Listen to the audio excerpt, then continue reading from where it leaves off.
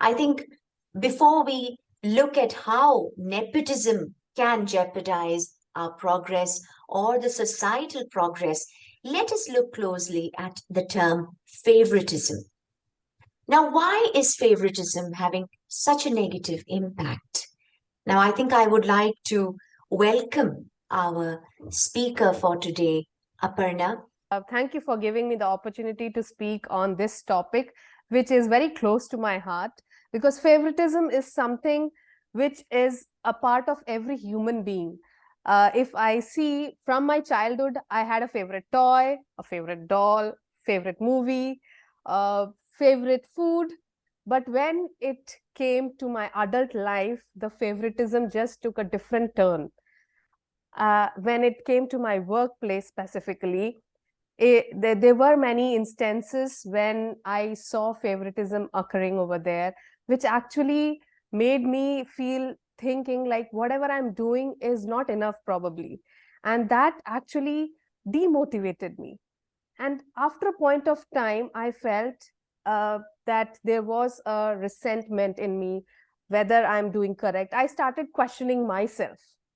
And then the final thing was that all my hard work or whatever efficient work I was supposed to do or what I was having in me, it all started declining because of that favoritism factor. And just because of that, probably I have never included favoritism in my professional life, because I don't want that the suffering that I had, my students should undergo, or my team members should undergo. No, I'll never want that. So I have never brought that favoritism into my professional life. Instead, I have brought inclusion in my professional life, so that in that everyone who is so if we give the work which is best for that specific person, specialized in that specific work, then there is no need of favoritism at all. And once we bring that sorry to interrupt you here, Aparna. You mentioned here about inclusivity and how you tend to focus more on inclusion in your professional life. How do you include inclusivity when it comes to your personal life? Because I would be definitely interested to know how you are able to incorporate that. Yeah. So in personal life, of course, now after coming through 17 years in my profession and in my personal life, it's now my husband, my son. So inclusivity in at home tasks as well. Like it's not everything being done by me. It is including them also in the household task where they are considered as important part of each and every aspect of what I am also doing and what they are also expected to do. So it's like a combined effort to run a household. It's not me or my husband or my son.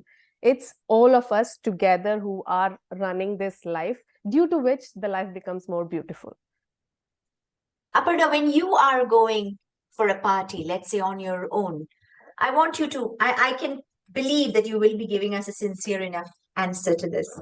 How would you be going ahead and meeting someone in the audience or in the crowd? You're on your own and you're entering this party room which is full of people. So how would you be starting and speaking to someone? Imagine you're right now in a party hall. Yeah. What are you looking for? Frankly telling you, I'm a very introvert person. Before marriage, I was like going everywhere with my sister. She was with me in each and everything, like whether it's a temple visit or a friendly visit or a relative visit. So I never needed anyone extra or anyone else.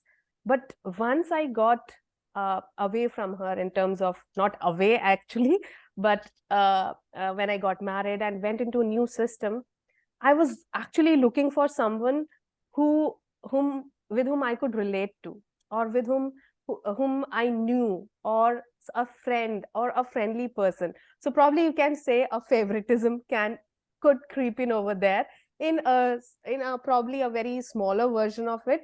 But yes, whenever whenever I go to a room full of people, I look for a person whom I already know, so that I can start having a conversation with that person to move forward in that place where it is full of strangers.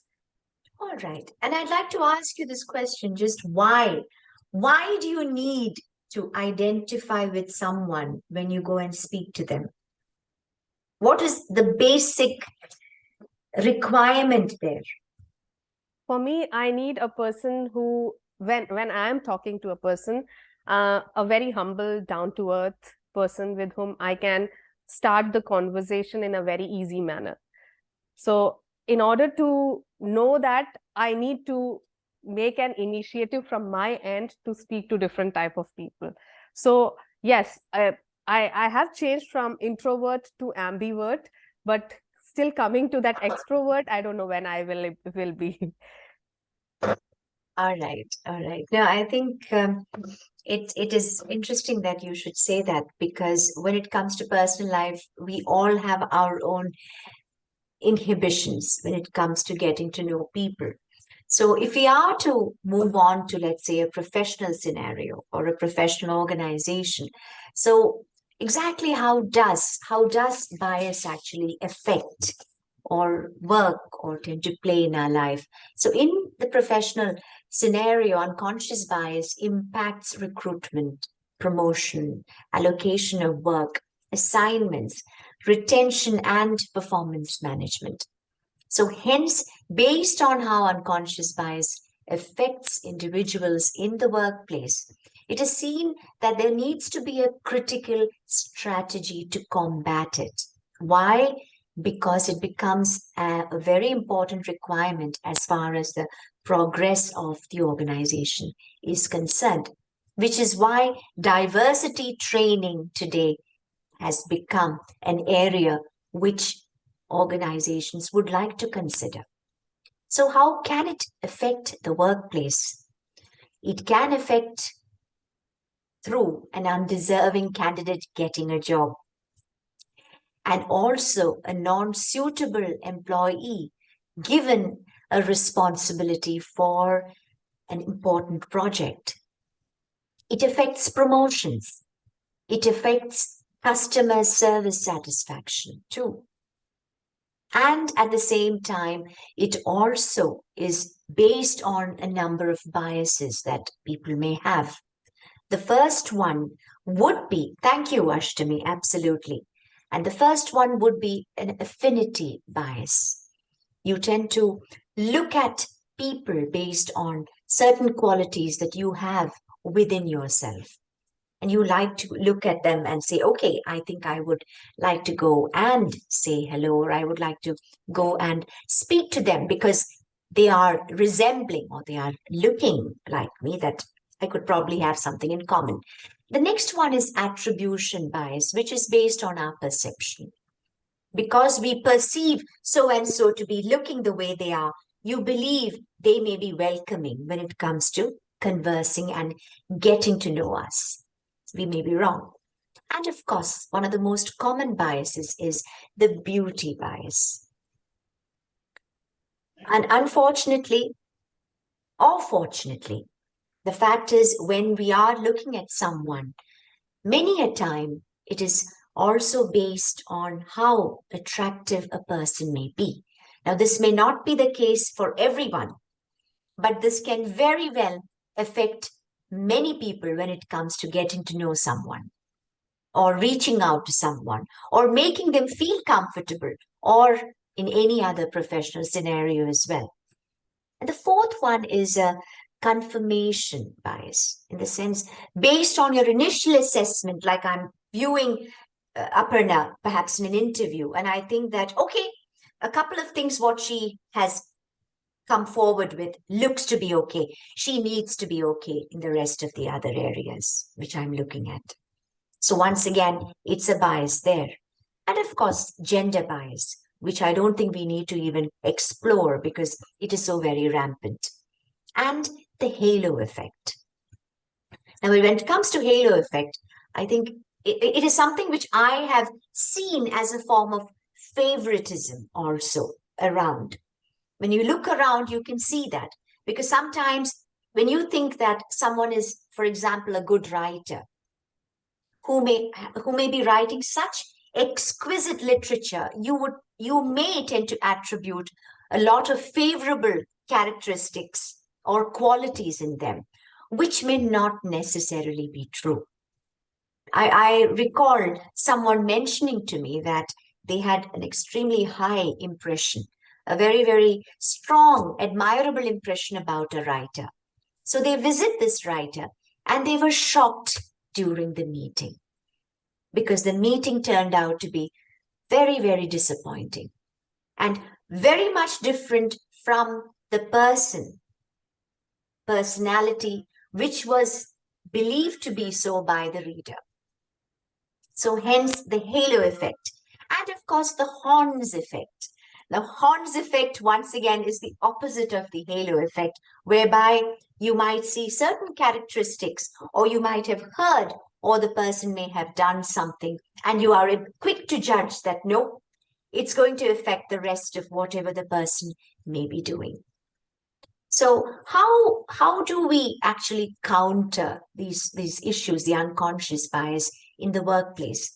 By making the unconscious conscious. How do we do that?